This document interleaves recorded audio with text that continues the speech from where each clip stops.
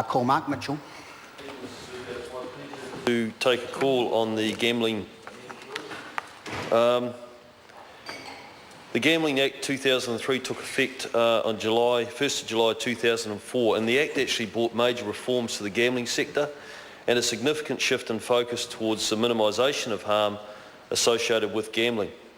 After the Act came into effect, it emerged that an amendment bill was needed to tidy up the errors and clarify provisions to ensure that they operated as originally intended. And I actually sat on the select committee that heard the original submissions last term, Mr Speaker, and I think we're all motivated, everyone in the House and especially this national government, in terms of making sure that we've got a firm focus on harm minimisation.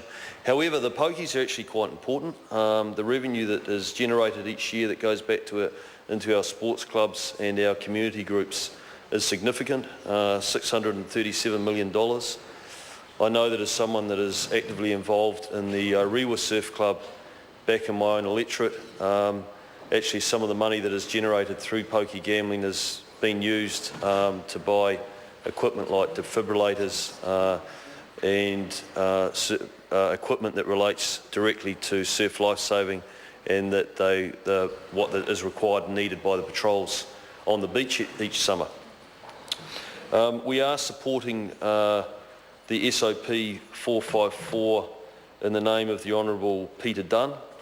What this SOP does is it clarifies the Secretary for Internal Affairs suspension and cancellation powers for licences, Class 3 and Class 4 operator/venue. So it is clear that the power is available for past one-off breaches. I think this is really important, and a couple of the other points also relate to this, is that it's important that the DIA have got the power to go in there and sanction and take and act against operators that are in breach, and they have to be able to do that retrospectively as well. Clarifies the Gambling Commission's power to suspend or cancel a casino licence to make it clear it is also available for past breaches. Very similar in the vein to the first point, Mr Speaker. Specifies ongoing obligations and duties on societies after licensing, e.g. minimise costs, maximise returns and minimise risks of problem gambling. So minimise costs. This is critically important because the first thing that struck me with an organisation that is responsible for distribution of the funds that are coming from the pokies and Class 4 gambling is the fact that if you look around the world, and I'm not going to single anyone out in particular, I wouldn't do that, but however there are organisations, NGOs that are designed and developed to deliver aid into areas like, say, Africa. But when you actually have a look and you actually break down, or you were to audit where the money's going, many of them are often running at 70 or 80% of the money raised is used on admin. And I don't think that the people making donations or the people supporting those types of organisations are doing that in anticipation that the funds, 70-80% of the funds, are going to administration. And of course, the same situation could very quickly arise here if there weren't very strict rules and regulations in place to prevent that from happening. And there are. It specifies societies must incur only actual, reasonable and necessary costs, which is a big part of what I've just been talking about, and obviously is a big part of the DIA's responsibility in terms of audit.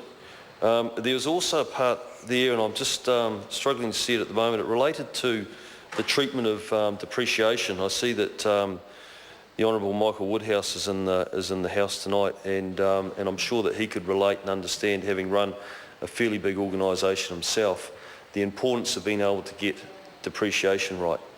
And it may sound easy, it's not actually that easy, and there is always gaps that are wide open in terms of abuse around the way that you actually handle and deal with depreciation. So it's actually very important that this bill clearly spells out exactly how depreciation is going to be handled. In terms of harm minimisation, we actually heard a submission the other day on the committee, which I found fascinating, and certainly the committee is looking into it more and seeing how viable the option is, and it's facial recognition. And the group that made the submission had just gone through a trial where they had used facial recognition as a way of monitoring and managing problem gamblers. And the trial had been very successful, and to me it seems like a pretty good solution, actually, a sensible solution, exactly. But of course there's a whole lot of work now to be done in terms of what's the practicality in terms of actually being able to roll this out. I know one of the issues that was raised is that the minute you try to actually, well, there's cost associated with it. I think anything up to about $30,000 for a unit to actually attach to one of the gambling machines. And then of course there's the issues around having to make modifications to a gambling machine. How do you do that while still remaining compliant? So those issues are going to have to be worked out and ironed out, but they don't seem insurmountable to me. The facial recognition system seems like a very good system that actually will remove a lot of the stress that probably employees that are actually working in licensed premises where there are pokies have to deal with now in terms of trying to identify someone that is a problem gambler or maybe starting to develop a problem gambler habit, and they have to use an intervention to try and work out how to manage that. And it would actually remove a lot of that with, it would make the whole environment for the staff in terms of management much more effective and much easier for them. So, you know, I think that's something that's going to be interesting, and we'll we will definitely keep a close look on in terms of how that develops and where it goes. The behaviour of some Class 4 gaming societies has been disappointing. There's no doubt about that. The audit that the DIA did carry out recently showed that there is definitely some areas that needs to be focused on. But the positive thing about that is that we've got the audits happening, and they're identifying the problems, which means that remedial action and action can be taken to fix them. And it also sends a very clear message to the sector that they are being watched, they will be audited, and the DIA is across the issue. So to me that was a very positive thing. Not positive in terms it could have been a far better result, but positive in terms that they're on notice, and that with an ongoing audit program, behaviours, we'll definitely see an improvement in behaviour. That's dead right, absolutely. So, Mr. Speaker, I would finally I'd just like to say that the bill is very important. It does take positive steps in terms of tightening up the loopholes that were there and making it far clearer in terms of what can be done, and I recommend this bill to the House. Thank you. Honourable Annette King. Thank you, Mr. Speaker. I